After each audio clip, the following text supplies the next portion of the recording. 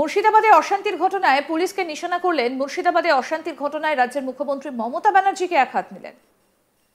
বলছি অধীর রঞ্জন চৌধুরীর কথা, কংগ্রেস নেতা অধীর চৌধুরী। তিনি বলেন, পুলিশ যদি মনে করত তাহলে এই ঘটনা ঘটতো না, কিন্তু পুলিশ কেন মনে করলো না তার তদন্ত হওয়া দরকার। পুলিশ কি কারুর অঙ্গুলি হেলনে চুপ ছিল? এই প্রশ্ন তুললেন অধীর চৌধুরী। কংগ্রেস নেতা প্রশ্ন করেন, কেন পুলিশকে নিষ্ক্রিয় করে রাখা হয়েছিল? সেটা কি শুধুই রাজনৈতিক নেতাদের ইঙ্গিতে, নাকি পুলিশেরই কোনো শীর্ষ আধিকারিকের ষড়যন্ত্র সেখানে ছিল? আমি কোনো ব্যক্তির নাম নিচ্ছি না, পুলিশ বাহিনীকে অপবাদ দিচ্ছি না। কেন একটা শৃঙ্খলিত বাহিনী ঘন্টার পর ঘন্টা চুপ করে থাকবে? কেন বিএসএফকে ডেকে চুপ করে বসিয়ে রাখা হলো? এটা জানার ও প্রশ্ন করার অধিকার আমাদের আছে, তাই করছি। পাশাপাশি তিনি বলেন, গত নির্বাচনে শামশেরগঞ্জে কংগ্রেসের অপ্রত্যাশিত জয় শামশেরগঞ্জের এই অশান্তির পেছনে একটা কারণ। যারা এই হিংসার ঘটনা ঘটিয়েছে তারা জানতো না এর ব্যাপ্তি এতটা হবে।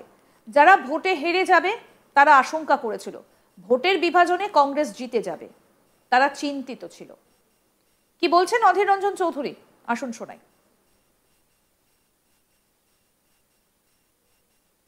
পুলিশ যদি মনে করত এ ঘটনা ঘটতো না, পুলিশ মনে করেনি তাই ঘটনা ঘটেছে। কিন্তু পুলিশ কেন মনে করেনি সেটাও তদন্ত হওয়া দরকার। তাহলে কি পুলিশের মধ্যে কেউ পদে থেকেও সেই পদের অপব্যবহার করেছে? আমি কোনো সন্দিগ্ধ ব্যক্তি নই, আমার প্রশ্ন কিন্তু খুব বাস্তব ভিত্তির উপর দাঁড়িয়ে করছি, যে পুলিশ কি তাদের বাহিনীর মধ্যে কারো অঙ্গুলি হেলনে নিশ্চুপতা পালন করেছে? শস্যের মধ্যে কি ভূত ছিল? এই প্রশ্নগুলো আমাকে তাড়িয়ে বেড়াচ্ছে। গত লোকসভা নির্বাচনে শামশেরগঞ্জে কংগ্রেস প্রচুর ব্যবধানে জিতেছিল। কংগ্রেসের দিকে চলে যাওয়া, তৃণমূলের হারিয়ে যাওয়া ভোট ফেরত আনার জন্য কি কোনো ছোটখাটো সংঘর্ষের নাটক উপস্থিত করার পরিকল্পনা ছিল?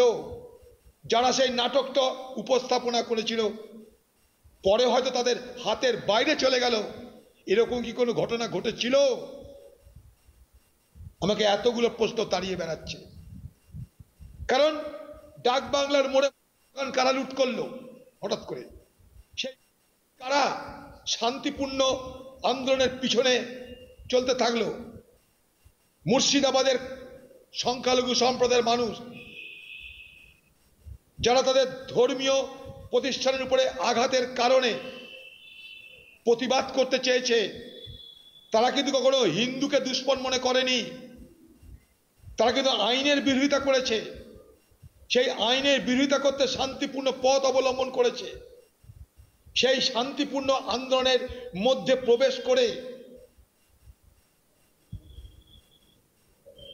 কোন অপশক্তি এটাকে সাম্প্রদায়িক রং দেবার চেষ্টা করলো কেন?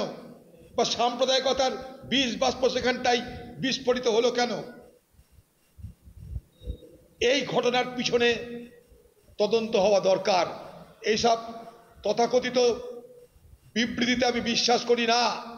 এই বিবৃতির অন্তরালে অনেক কিছু ঘটনা ঘটেছে, অনেক লোক জখম হয়েছে, অনলুকার যারা দেখতে গেছে তারাও জখম হয়েছে।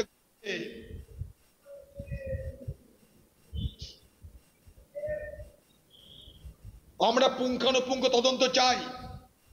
পশ্চিমবঙ্গের মুখ্যমন্ত্রীকে দাবি করব যে যারা যারা আহত হয়েছে তাদের পাশে সরকার দাঁড়াক, তাদের চিকিৎসার ব্যবস্থা করুক। কোনো চিকিৎসার ব্যবস্থার জন্য সরকারের মাথা ব্যথা নেই। পাশাপাশি তিনি রাজ্যের মুখ্যমন্ত্রী মমতা ব্যানার্জিকে একহাত নেন। তিনি বলেন, মুর্শিদাবাদ আফগানিস্তান হয়ে গিয়েছে, তা নয়। বাংলার মুখ্যমন্ত্রী, আপনি আসুন, এখানে ভিজিট করুন। আপনি তো ঘুরতে ভালোবাসেন, গঙ্গার ধারে কবিতা লিখবেন। আপনার প্রতিনিধিরা হাথরাসে যায়, মণিপুরে যায়, জঙ্গিপুরে আসতে অসুবিধে কোথায়? আর কি বললেন কংগ্রেস নেতা অধীর চৌধুরী, সেটাও শুনবো। আপনি স্পট ভিজিট করুন, আপনি তো ঘুরতে ভালোবাসেন, পদ্মার ধারে বসে কবিতা টবিতা লিখবেন। এই ধরনের বিভাজনের রাজনীতিতে কে কার লাভ হয়? একদিকে বিজেপির লাভ হয়, একদিকে তৃণমূলের লাভ হয়। সহজ সরল অঙ্ক। বিপদ কাদের হয়? ধর্মনিরপেক্ষ উদারপন্থী দলগুলো। তারা কারা? কংগ্রেস। তার ফল ভুগেছি, গতবার হেরেছি। তখন থেকেই বলছি যে দুটো রাজনৈতিক দলের মধ্যে তাদের ক্ষমতা দখলের লড়াই, সেই লড়াইয়ে বাঘ বকরির লড়াই, সেই লড়াইয়ে হিন্দুকে টানো মুসলমানকে টানো, এই হিন্দু মুসলমানকে টানাটানির লড়াইয়ে আমরা বিপদে পড়ছি। সমাজ বিষাক্ত হচ্ছে, সমাজে অবিশ্বাস ছড়িয়ে পড়ছে, সমাজে হিংসা ছড়িয়ে পড়ছে। আর লক্ষ লক্ষ এখানকার মানুষ তারা বাইরের রাজ্যে কাজ করতে যায়, আমি তাদের কথাটাও ভাবছি।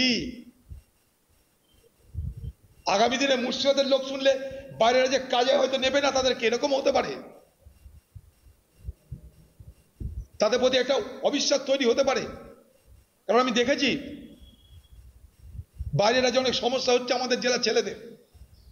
সারা দেশ জুড়ে আজকে মুর্শিদাবাদ মুর্শিদাবাদ মুর্শিদাবাদ, যেন মুর্শিদাবাদ আফগানিস্তান হয়ে গেছে। তা নয়, আখেরে তা নয়। প্রচারের ঢক্কানি নাচ চলছে। সেই জন্য বলছি, বাংলার মুখ্যমন্ত্রী আপনি আসুন, আপনি স্পট ভিজিট করুন, আপনি তো ঘুরতে ভালোবাসেন, পদ্মার ধারে বসে কবিতা টবিতা লিখবেন। আপনার প্রতিনিধি মণ্ডল হাতরাস যায়, মণিপুর যায়, কেন জঙ্গিপুর আসতে লজ্জা লাগছে না? আসতে পারছেন না? কোনটা? না গাড়ি ভাড়া নাই? ওয়াকফ সংশোধনী আইন নিয়ে বৈঠকের ডাক দিয়েছেন মুখ্যমন্ত্রী মমতা ব্যানার্জি। বুধবার নেতাজি ইন্ডোর স্টেডিয়ামে বৈঠক হয়। ওয়াকফ সংশোধনী আইনের বিরুদ্ধে বিভিন্ন জায়গায় বিক্ষোভ প্রতিবাদ দেখানো হচ্ছে। কোথাও কোথাও এই বিক্ষোভ রীতিমতো অশান্তি উত্তেজনার আকার নিচ্ছে। যেমন দেখা গিয়েছে মুর্শিদাবাদ, দক্ষিণ চব্বিশ পরগনা, ভাঙড়ের বাসন্তী হাইওয়ের বৈরামপুর এলাকায়। পরিস্থিতি নিয়ন্ত্রণে আনতে শেষমেশ মুর্শিদাবাদে কেন্দ্রীয় বাহিনী মোতায়েনের নির্দেশ দিয়েছে হাইকোর্ট। আর কেন্দ্রীয় বাহিনী মোতায়েনের পর অনেকটাই নিয়ন্ত্রণে এসেছে সুতি, জঙ্গিপুর, ধুলিয়ান সহ মুর্শিদাবাদের বিস্তীর্ণ এলাকা। এবার এই ঘটনায় মুখ্যমন্ত্রী মমতা ব্যানার্জিকে নিশানা করেন। মমতা বন্দ্যোপাধ্যায় নিশানা করেছেন বিএসএফকে। তিনি বলেন, বাংলায় স্বাধীনতা আছে, সবাই মিছিল করতে পারে, আসল জায়গা থেকে চলে আসে। নকল লোকেদের পারমিশন আসল জায়গা থেকে চলে আসে। প্লিজ আপনারা শান্ত থাকুন। শান্ত থাকার বার্তা দিয়েছেন রাজ্যের মুখ্যমন্ত্রী মমতা বন্দ্যোপাধ্যায়।